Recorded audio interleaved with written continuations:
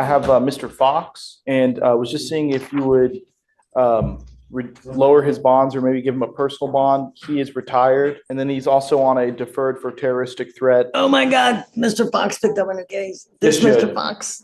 Yes, Judge, and he did tell me that you would be familiar with him. Tell me, is this Butler's case? Remember Mr. Butler? It is. Oh God, all that stuff that he was working. All that stuff that he was working. Oh, yes, he's in the back. Oh, no. Out. Do you need him out, Judge? Caramba la bamba. Is he who you thought he was, Judge, or no? Yeah. Oh, okay. He's on bond for DWI in Fort Bend County. Oh. He's on probation here. And who's counting, Judge? I'm calling Mr. Butler right now. The problem is that every time, we for months, our CLO, and we had him TRAS, and it says that he needs residential treatment. Okay. And Mr. Butler was that, and instead of getting the treatment that was needed and necessary at the time, because that's what we were supposed to do, he's now picked up a DWI. Right from the beginning, we see the defense attorney quietly ask the judge to lower Mr. Fox's bond, hoping for leniency. But everything flips instantly when the judge realizes Mr. Fox has picked up a new case while already on probation. The courtroom energy shifts fast. Confusion, frustration, and disappointment all collide as the judge tries to make sense of the situation. Viewers, what would you think if someone on probation picked up a brand new DWI? Should any judge give a second chance in that situation? Extreme disappointment. And I think what makes me so very upset is that when people truly need help, the fact that we push it along. And since day one, we've known residential has been needed.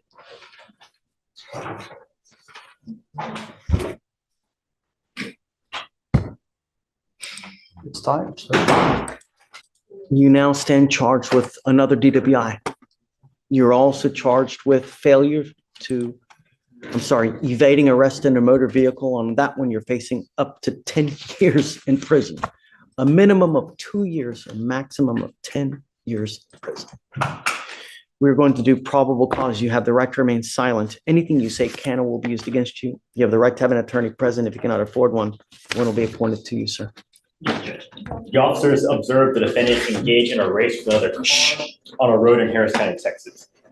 As more details come out, the judge becomes visibly emotional. Not angry at first, but deeply disappointed. She explains how Mr. Fox was supposed to get residential treatment from day one, but delays and excuses dragged on for months. Now, instead of healing, he's facing another DWI and a felony for evading arrest. The judge's frustration is real. This wasn't just a legal failure, it was a human one. Do you think the system failed him, or did he fail himself? The officer attempted to catch up to the vehicles and was unable to catch up to the other driver. However, the officer caught up to the defendant's vehicle and attempted to initiate a traffic stop by activating lights and sirens. The defendant failed to stop and engaged officers in a 13-mile pursuit. When officers made contact, they observed the defendant step out of the driver's side of the vehicle, and the officers observed a strong odor of an alcoholic beverage, slurred speech, red glassy eyes, and unsteadiness. The defendant admitted to drinking a bottle of wine and taking a Zoloft. During search of the vehicle, the officers found an empty bottle of wine and a Sonic cup that contained a liquid smelling of alcohol. Alcohol in the car? Yes, Judge. And the defendant refused standard field sobriety test. DIC was read, and the defendant refused breath. A blood search warrant was signed and executed. The probable cause affidavit drops like a bomb. Mr. Fox was allegedly racing another vehicle, refused to stop, and led officers on a 13-mile pursuit.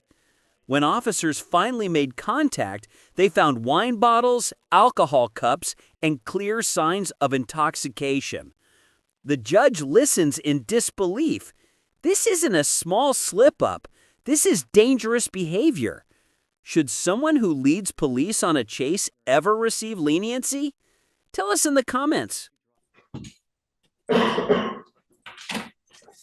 Mr. Fox, did we already have an affidavit on file that he's not supposed to drive? I am now putting this affidavit that you're not to drive.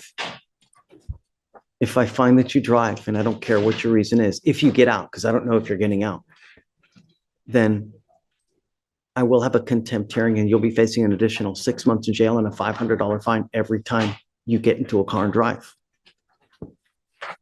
I am now, if you get out, ordering you to be under home confinement. I think that your bond at $15,000 on the DWI is wholly insufficient, and I'm going to raise that to $50,000. I'm also going to raise the terroristic threat, the probation that you're on now. I'm also going to raise that to $50,000 and $50,000 and 1, 2, 3. How many cases does he have in Fort Bend open? I know he has the one DWI, but what else does he have? The judge immediately files a no driving affidavit, warning Mr. Fox that any drive, any excuse, will result in contempt and up to 6 months in jail per violation. Her message is crystal clear. You don't violate a court order. Not again, not ever. It's one of the strongest warnings we've seen. A judge drawing a hard line after too many chances. I believe it's just the one DWI judge. But Alex is gonna double check for us. And also, Judge, the complainant in the terroristic threat case did reach out to the felony prosecutor because she saw that the defendant had been arrested. She is currently has filed for divorce from the defendant, and she is requesting that he is not to be in house arrest at her house. It is under her name. So I'm not sure if that's the address we have on file, but if you were imposing house arrest, she was requesting that it's not there. Okay, so,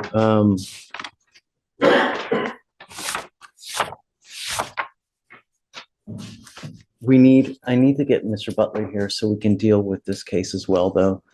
Do you mind perhaps reaching out to him, sending an email, or, I'll also call out to the office as well to see. He's always in court. Hopefully he can be here now. And then as soon as the line dies down, I'll also reach out to him as well. So she does not want any contact with him as far as him. okay, so Mr. Fox, you're not to have contact with the complaining witness in the terroristic threat. You're not to go with where they live, work. She just said that I'm not going to live there. I mean, we talk every day that I'm You're sitting not there. even, no, I mean, she doesn't want to have contact with him? Then comes a twist. The complainant in the terroristic threat case emails prosecutors. She's divorcing Mr. Fox and begs that he not be released to her home. The judge carefully sorts out the misunderstanding about no contact, but the red flags keep piling up. How many complications can one case have before a judge finally says, enough? No, that's not what she said. I'll pull up the email, Judge. And when did she call the DAs? She emailed on November 21st. So I think that she saw that the new charges had been filed. She was just concerned. She expressed concern to the felony prosecutor that if the defendant is released to his home address, that's where she's currently staying, and they are going through a divorce.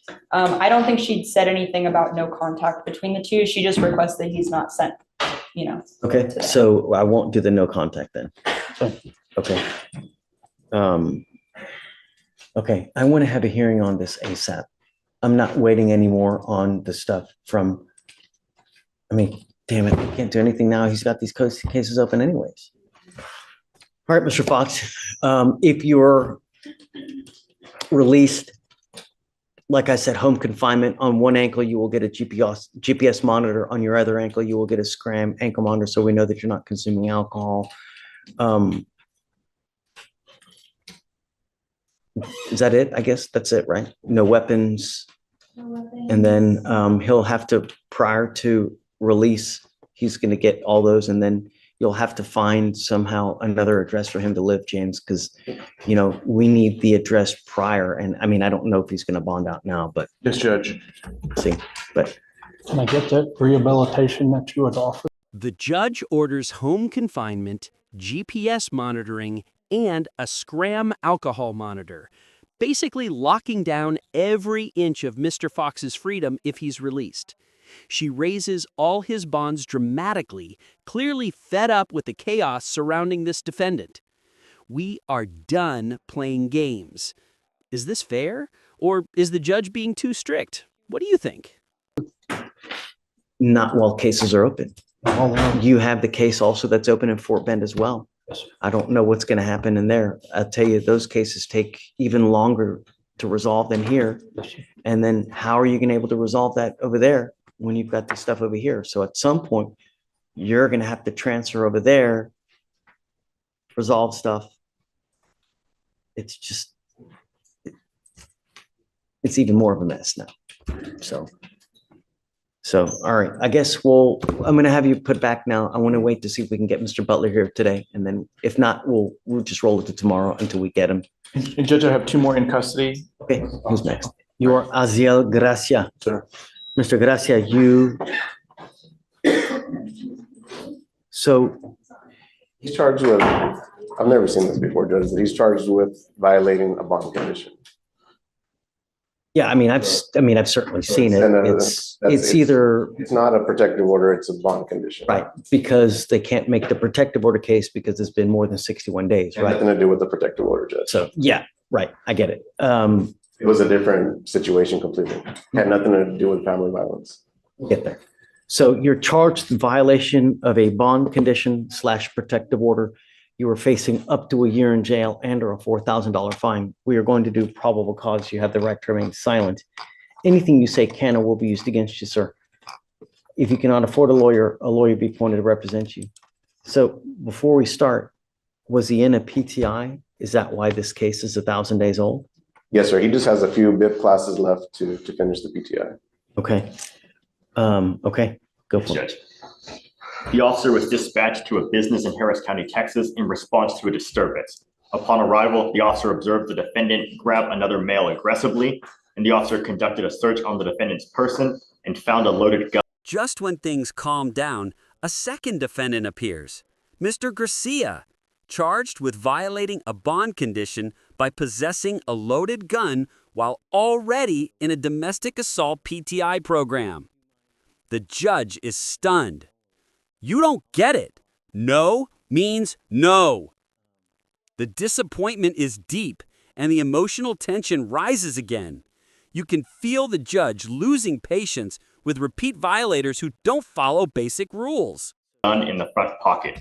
The defendant is currently on bond for an assault family violence and has bond conditions in place prohibiting from possessing a firearm. Yeah, all right. Mr. Gracia, I'm going to find that there's probable cause to go forward on the bond conditions. State, what's your position as far as he's in a PTI? He's now picked up a new case. Mr. Gracia, I want you to know that we take these bond conditions extremely serious. Sir. You don't, though. This is not your first VPO. This is not your first violation of bond condition.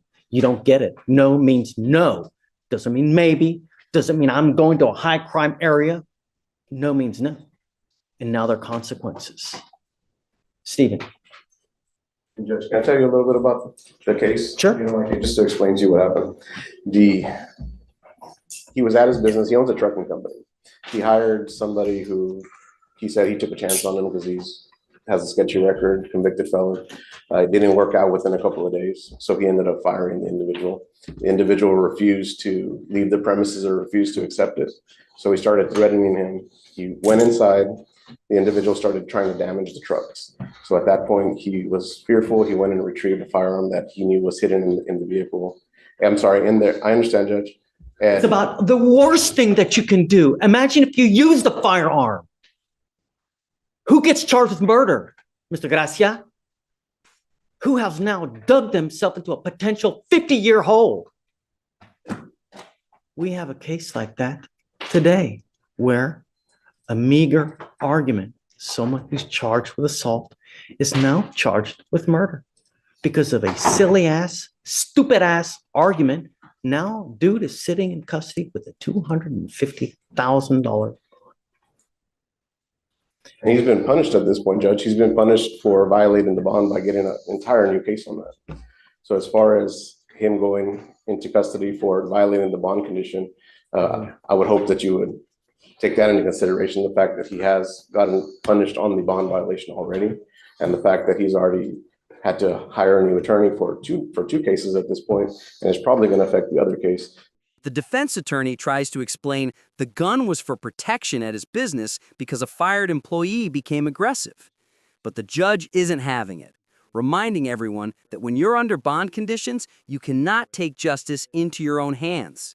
She warns him how quickly a situation like that can turn into a murder charge, referencing a real case that happened that very morning.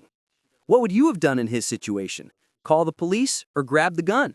So I would hope that you would continue supervision on that, just taking that into consideration. I truly appreciate your position, but you have an assault from 2019 of a family member.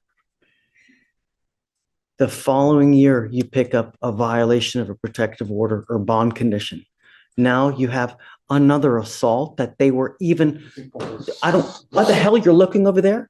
Was it Jesus over there? You already have an assault of a family member that was dismissed as it is.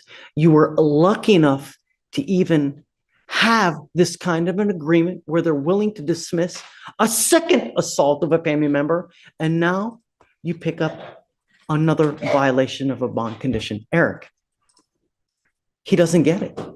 I understand, Judge. You don't get it.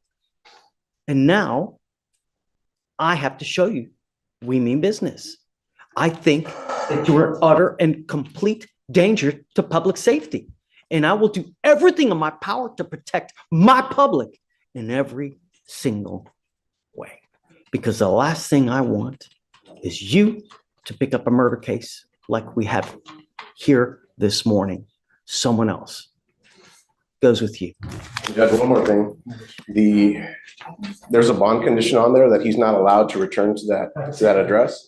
That address is his business. It's his place of business. The other person has no right to that address. So he hasn't worked for the last week and a half because there's a bond condition, I'm assuming from the magistrate, that doesn't allow him to go back to that business. Show me proof. I'd like to be Show able me to take proof. that. And,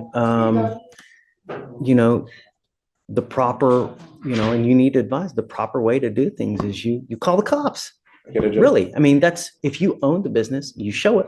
I mean, how easy would it have been to just call police? I mean, he has a right to defend his property and Not while the case is open. He does, but not in that manner. It's one of those things where things happen quick and you have to make a decision. And when we're talking about trucks that are worth hundreds of thousands of dollars and things like that. 911, man. Really? How long do they take to get there, Judge? So Okay. They will still take his ass to jail and then, try to get restitution or whatnot. But So as far as the bond goes, can you set him a bond today? Of course. And Judge, we've contacted Conrad because it's his case, but I just want to confirm that bond has been revoked for his prior case. Is that correct? Or- Yeah. Okay. Yeah, on the assault, I'm revoking it. Yes, Judge. Looks like they set the bond at 20,000 on the new case. Yes, Judge. I'm gonna mirror it. Because he's already posted that bond, he's already hired me. He hired me on the other case as well. There's a motion to sub in your queue that I need you to sign as well. I'll sign it for you. I'd ask that you set that new bond at $500. It's tough for the family, Judge. I mean, at this point, he hasn't worked in 2 weeks. He's trying to get back on his feet. He did everything properly. He didn't go back to the location because of the bond condition. I'm not doing $500. I mean, I was thinking that was gonna mirror the same one. I was gonna put it at And that would be a 20,000. state's position to mirror. So he understands that we mean business, if he's unable to bond out, I'm always willing to talk after a couple of days, but I want him to understand that we take it absolutely serious. And when you go in over there with a gun with the intent to do some serious damage, hell no. No way. No. And I think that making it 20,000, what the other one is, hopefully it'll get his attention. Okay, would you But like I consider said, look, 10,000? like I'm not out for blood, Eric, so if he's unable to, after some time, come back, and I'm not talking weeks, but couple days, so he realizes that we mean business. Holidays.